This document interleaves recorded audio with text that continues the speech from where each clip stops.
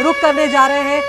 रात भर जो हुई है कार्रवाई, उस पर भारतीय सेना का बयान सामने आया है। सेना ने कहा है कि पाकिस्तान के हर हमले को हमने नाकाम किया है। पश्चिमी सीमा पर हमले जो है वो नाकाम किए गए हैं। अभी हमने आपको मैप के जरिए दिखाया किस तरह से उत्तर पश्चिम को लगातार पाकिस्तान ने निशाना बनाने की कोशिश की है, और अब भारतीय सेना की तरफ से ये बयान सामने आया है कि पाकिस्तान के हर हमले को नाकाम किया गया है। और इसी बात का मैं जिक्र अखिलेश आपसे करने जा रही थी कि पूरी पश्चिमी सीमा को यहाँ पर निशाना बनाने की कोशिश पाकिस्तान करता हुआ नजर आया, और जब लाहौर और इस्लामाबाद जैसी जगहों पर मिसाइल दागी जाती हैं अखिलेश, तो ये बहुत बड़ी मैसेजिंग थी भारत की तरफ से कि आपका, जहां पर हमने देखा कि शहबाज शरीफ का जो घर था वहां से 20 किलोमीटर की दूरी पर भी मिसाइल दागी गई, तो ये बताया गया एक तरह से कि भारत की रेंज आखिर कहां तक है, ये पाकिस्तान को भूलना नहीं चाहिए।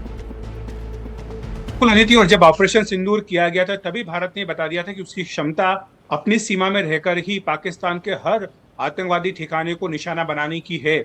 और ये उसने ऑपरेशन सिंदूर के जरिए साबित भी कर दिया था, जहां बहावलपुर से लेकर के तमाम जो ठिकाने थे उन पर हमला किया गया, और ये भारत ने अपनी सीमा में रह करके ही किया।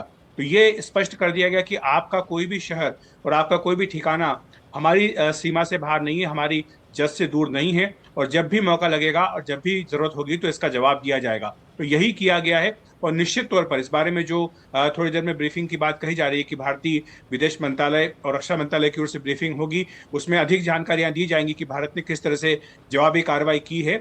लेकिन अभी सुबह जो भारत की सेना की ओर से स्टेटमेंट आया, उसमें बताया गया कि पश्चिमी बॉर्डर पर पाकिस्तान की ओर से ड्रोन तथा अन्य चीजों के साथ हमला किया गया था, जिसे सेना ने नाकाम कर दिया है। और साथ ही ये भी कहा गया कि नियंत्रण रेखा पर भी कई जगहों पर सीजफायर वायलेशन का उल्लंघन पाकिस्तान की ओर से किया गया था, जिसका माकूल जवाब सेना ने दिया है। एक वीडियो भी जारी किया गया है जो आपने दर्शकों को लगातार दिखाया है, जिसमें किस तरह से एलओसी पर एक पाकिस्तानी चौकी को भारतीय सेना ध्वस्त कर रही है गोलाबारी के जरिए। तो ये दिखाता है कि कोई भी जो कार्रवाई पाकिस्तान की ओर से की जाएगी उसका माकूल जवाब भारत अपनी ओर से देगा। और इसी बारे में जो सिचुएशन बनी हुई है, थोड़ी देर में रक्षा मंत्रालय में बैठक शुरू होने जा रही है, जिसमें रक्षा मंत्री राजनाथ सिंह रहेंगे, सेना के तीनों प्रमुख रहेंगे, सीडीएस रहेंगे, और साथ ही इस बारे में जो आगे के फैसले करने हैं उस बारे में भी निर्णय किया जाएगा।